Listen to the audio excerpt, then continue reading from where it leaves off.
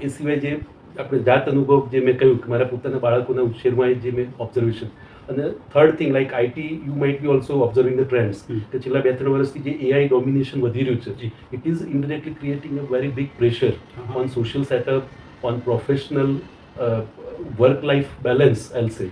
Okay, આપણે જાણીએ ઘણી મોટી કંપનીઓ ખૂબ તમે સાંભળો કે આટલા માણસોની છટણી કરી, તો એ માણસોનું શું થવાનું? અને mostly corporate world is cruel, I know, rather you also may know, right, કે મોટા પગારવાળા સિનિયર જે છે તો may be they are on the radar, અને always there is a youth requirement also કે જે આવી નવી ટેકનોલોજી ઝડપથી શીખી શકે, સ્પીડીલી ડિલિવર કરી શકે. એટ ધ સેમ ટાઈમ જે મેં કહ્યું એમ કે આપણે છે તો એ બધા છેવટે માણસ જ, રોબોટ્સ નથી.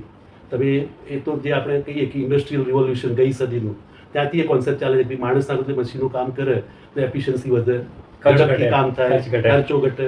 માણસ, કારણ કે માણસ સાથે ડીલ કરવું જ અઘરું છે. એ સામે જવાબ આપશે, રિએક્ટ કરશે, નાએ પાડશે, કામ કરવાની શક્તિ હોય. યસ, તો now this Gen Z particular for a safe space to be hard.